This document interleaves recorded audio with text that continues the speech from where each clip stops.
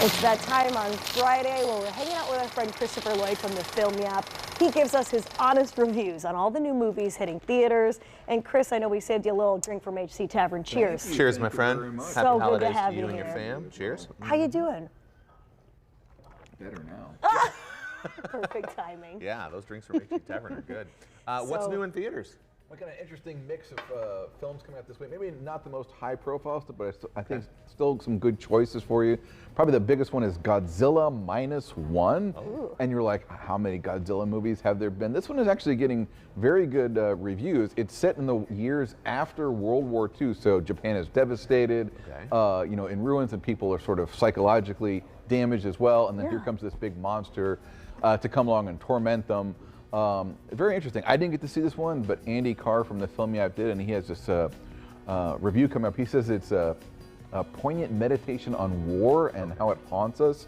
He says it's tragic but uplifting, but also still a whole lot of cool monster action for people who love, big monsters going around stomping people. So interesting, a little more serious take on the Godzilla genre, but looks really promising. Yeah, that does look good. Yeah, you know what you're getting there. How about Silent Night? What's this one about? So this is an action revenge movie. It's directed by John Woo. For people who know, he's one of the great action directors of all time.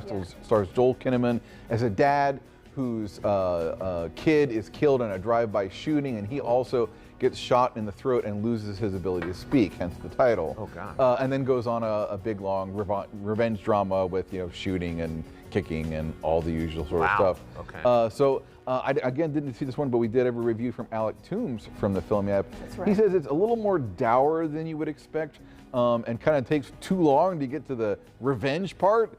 He says it's a whole lot of training and working out scenes, too much of that, but eventually it will kick in for those who love John Woo action. All right, a little bit heavier. Yeah. Talk to us about Dream Scenario. So this is Nick Cage, and Nick Cage is this interesting stage in his career where he's doing mostly these independent type films, kind of stuff where he gets to chew the scenery a little bit. This one's a little more organized. He plays sort of just a regular guy, a college professor, who suddenly starts appearing in people's dreams. Like, just literally, millions of people around the world are having dreams, and he's in them, not really doing anything, just kind of standing around. So this turns him into like an overnight celebrity, and sort of having been ignored all his life and just been sort of a workaday guy that no one really pays attention to. He's very tickled by that. But as you might guess from that setup, things take a turn towards the malevolent. Things start happening in the dreams, and even though it's like he had this unearned celebrity, and now suddenly people are disliking him and tormenting him online.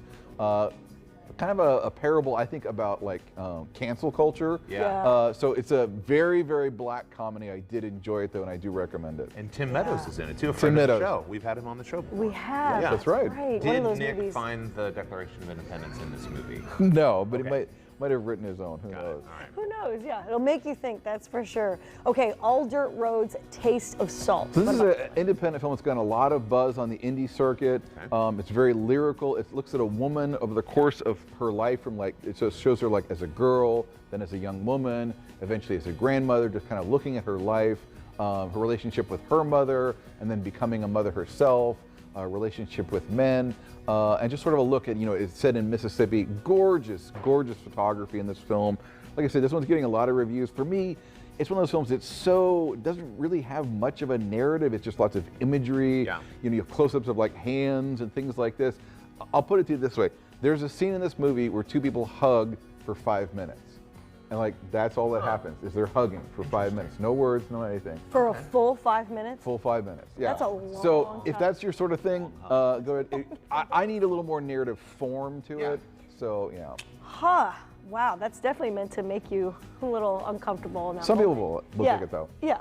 So Napoleon. This actually did come out last week. I wasn't able to be on the show to see it, but I do want to mention, since it's one of the most anticipated films of the year, Joaquin Phoenix, Vanessa Kirby as Josephine, his wife and lover. From Ridley Scott, one of my favorite directors.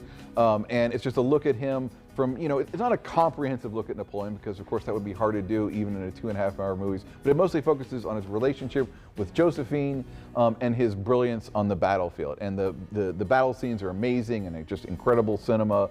And the relationship stuff too.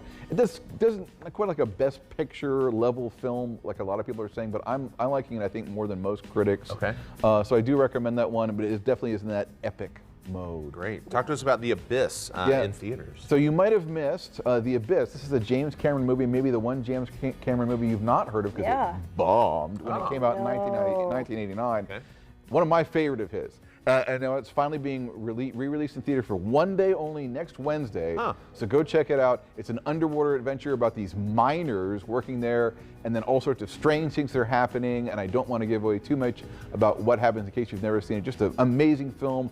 Groundbreaking underwater photography. I love that film, and I'm so glad people are going to have a chance to see it on the big screen. Okay, So awesome. check that out. Chris, thank you. Make sure you go to filmyap.substack.com, hit that subscribe button. Chris has a lot of contests, great reviews with his team. Thanks so much for being here, man. Always a pleasure. Good to see you. Cheers. Cheers. Thank you. All right.